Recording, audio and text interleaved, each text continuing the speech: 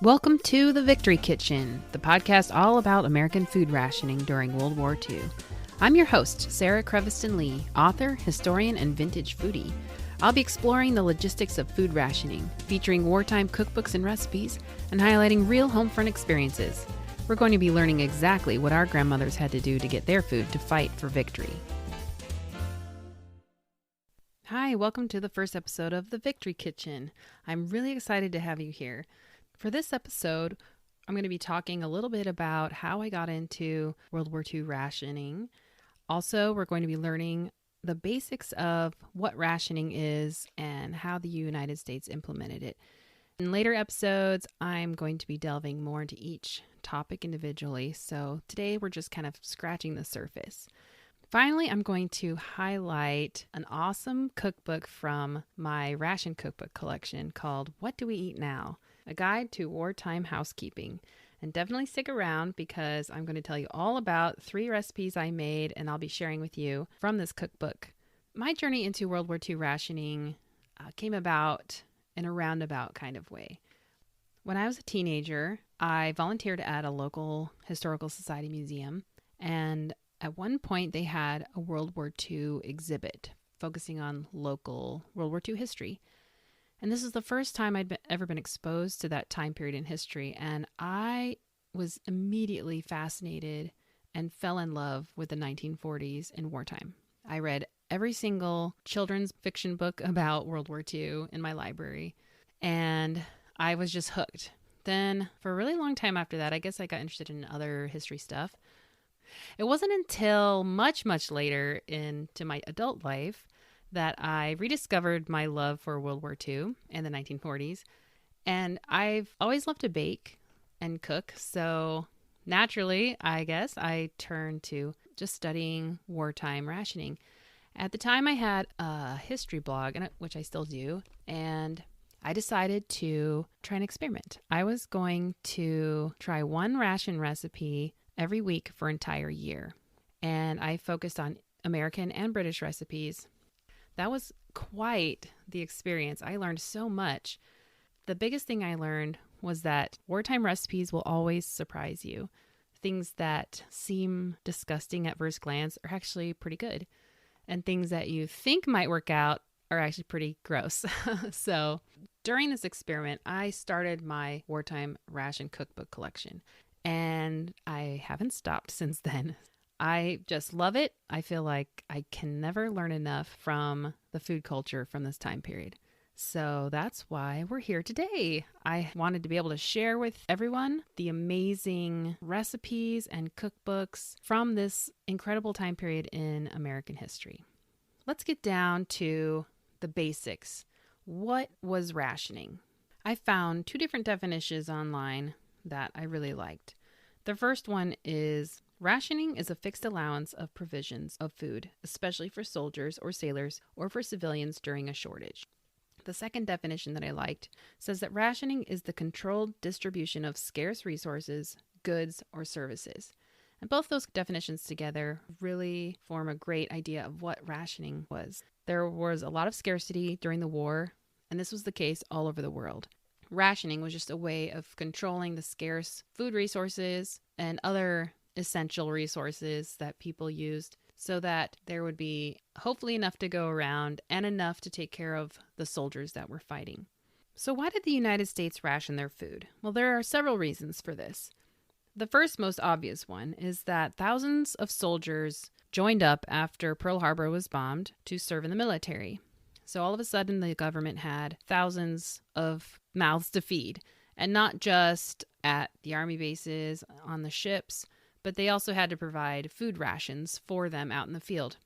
Related to that, we were also sending food over to our allies. This had been happening for some time with England because they had had trouble importing their food due to the threat of German U-boats. But as the war went on, a second reason that we rationed was that there are certain imports that were difficult to come by, like sugar. This was due to the fact that there was Japanese interference in the Pacific, where a lot of our sugar came from, and also a lot of German U-boat interference in the Atlantic. So a lot of the normal shipping lanes were threatened by war. In addition to that, All these ships that normally transported civilian goods, peacetime goods, were now being used for transporting military goods. We were also sending food to Europe. Another thing I learned about recently was that some food commodities were used in the production of war materials, like synthetic rubber or plastics. And I had never thought about this before. I mean, I know that they use soy to make certain things that they used in wartime, but I just never thought about things like even sugar, that they use the alcohol from sugar for bombs and even for making synthetic rubber tires for airplanes. A third reason why the United States rationed was that it was a way of fairly distributing limited resources to the civilian public. One last note that I wanted to mention was that World War II rationing was not the first time the United States had used food rationing. The first time that they used a rationing system was during World War I, but the difference was that it was voluntary. They really appealed to people's sense of patriotism using propaganda to encourage people to use less grain, find alternative sources of wheat. They encouraged, meatless Mondays so that the American people would eat less meat and more could go to the troops and to our allies. On many levels, it was successful. We were able to send thousands and millions of pounds of food over to the starving people in Europe and feed our soldiers. But it wasn't a perfect system. It had that situation where people who were more wealthy could clear out the shelves or just buy more things, and the people who did not have as much money just were kind of left out in the cold a little bit. They had victory gardens that helped, but, it just, because it was voluntary, not everyone went along. There was also a rampant black market. All of these issues that they dealt with, they learned from. So when World War II comes around, they already had learned their lessons and they implemented a different system. And this is where we come to, how did it all work? How did the World War II ration system in America function? Well, the U.S. government's Office of Price Administration set the ration point values for rationed goods. They also set price ceilings to lock down on any inflation.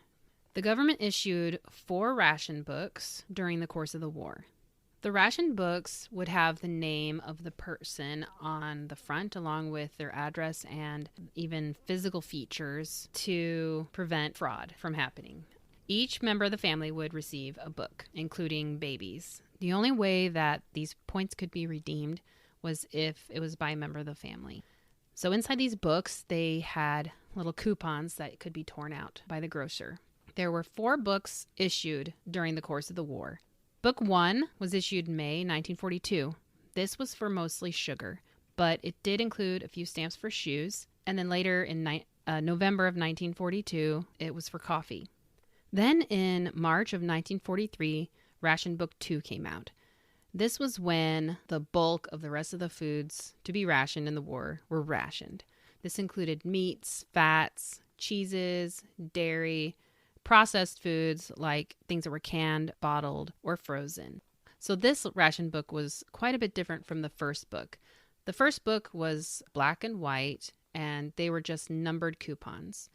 The second book, the coupons were colored, and they also had a number letter system.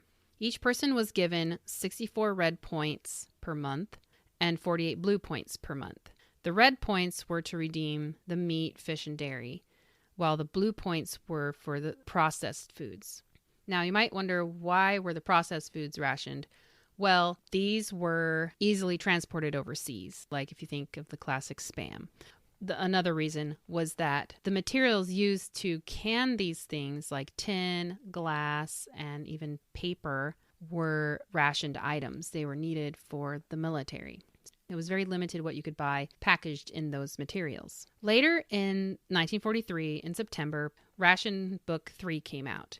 This included 8 pages of stamps. 4 were for meat rationing, and 4 were for a clothing program that was never implemented by the government. So some of those stamps were validated for shoe rationing instead. Finally, we have Book 4, which came out in late 1943. And this was for just food and other commodities, because the ration books weren't just used for food rationing, they were used for other materials. And because of the number letter system, the government could tell you this particular coupon was for shoes. This particular coupon was, for stove fuel. An interesting aspect of Ration Book 4 was this was when the ration tokens came out. There is a really neat OPA poster that explains to civilians in the grocery store how this new system is going to work. So all the red and blue stamps in Ration Book 4 were worth 10 points each. On the poster it says that 5 blue stamps become valid February 27th. 8A, 8B, 8C, 8D, and 8E. And these are for processed foods. Then 3 red stamps became valid beginning February 27th. 8A, 8B, and 8C, that's for meat and dairy.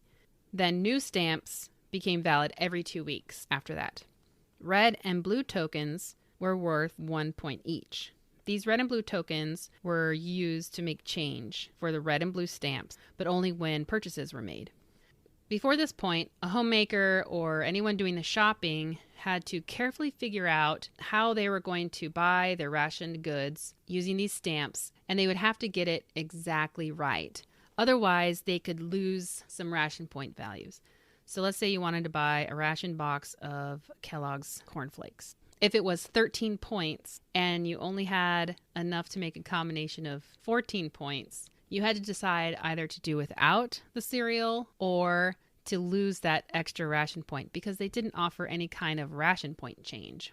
This was very tricky because the ration point values would change and you never knew exactly when that was going to happen. The OPA were the ones that controlled these point values, and so sometimes you'd make your plan, go to the store, and oh no, they changed. So you have to do some quick math at the store to figure out, well, how can I get my ration points to work now? Very confusing, very complicated. So when these tokens came out, it really was a game changer because all of a sudden then the grocer could give you that 1 token change, and then that ration token was good. It had no expiration and you could use it for whenever. That way you would get all the value out of your ration points that you had been given. Now, how would people know about all these changes, about what ration points were for what weeks? Well, there were ration calendars in the newspapers. They would announce in the newspapers, for this coming 2 weeks, you can use XYZ, these ration points. And then you could make your plan according to that. While on the surface, this system might seem not too bad, pretty straightforward, it really wasn't. It was often confusing. There were sometimes rumors that would fly around, like something was going to go up in price or up in ration point value, and so people would rush to the store and try and get their share. People would wait, and when they saw the delivery truck go by, they'd race to the store to be the first in line for, whatever things were out of stock. So, it was a time where you really had to be creative and use what was, available at the store and what you could grow in your victory garden. And through this way, the American people were fed and everyone had a fair share. The black market did exist, and we will probably go into this in a later episode more in depth, but there's a really great government movie that I found on YouTube that talks about the black market and how unpatriotic it is. And if you use the black market, you're really helping Hitler. That's really what the bottom line was in the propaganda about this. But in the movie, they also talk about how you should never try to make deals under the table with your butcher or with the grocer. It just doesn't help anybody. Rationing is a really fascinating subject within the context of the wartime period. And many times I wonder, could we implement something like this today? I don't really think we could. I think the atmosphere at the time lended itself to this kind of a system, and it worked. The American people, through their making do, doing without, and buying war bonds, they really funded the war. They helped feed our soldiers and our allies, and in this way, they were able to help achieve victory.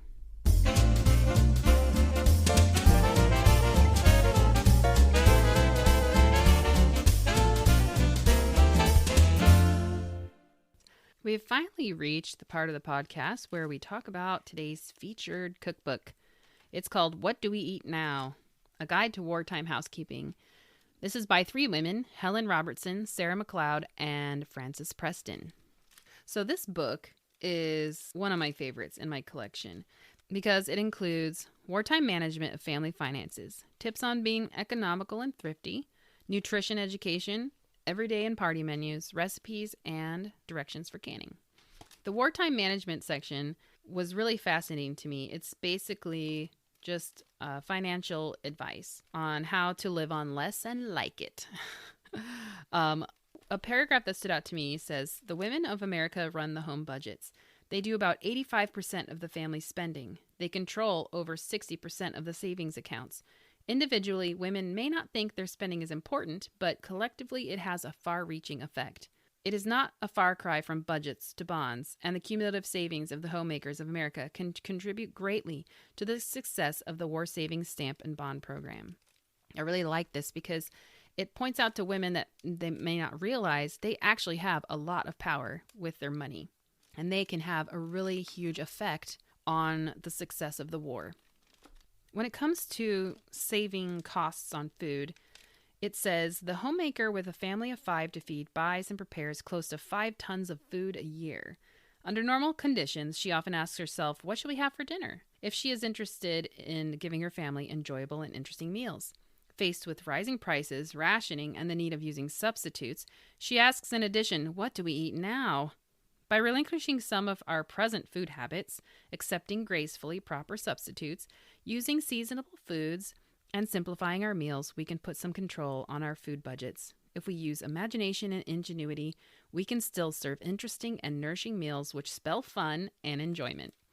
I really love this paragraph too, because it's not only, kind of explaining the plight of the homemaker in wartime, but it's also kind of a little bit of advice or a lecture of we need to relinquish our present food habits and accept gracefully the substitutes that we have to deal with. And this point is really driven home in the patriotic economy section of the book, where it says, we have been the richest people in the world. We have been used to an abundance and variety of goods in our homes and in the shops. As less and less goods are manufactured for civilian use, it will be increasingly difficult to make normal replacements. We must treat our present supplies with care, learn how to mend and patch skillfully, and get value out of all of our materials. As time goes on, we will feel wartime pinches sharply.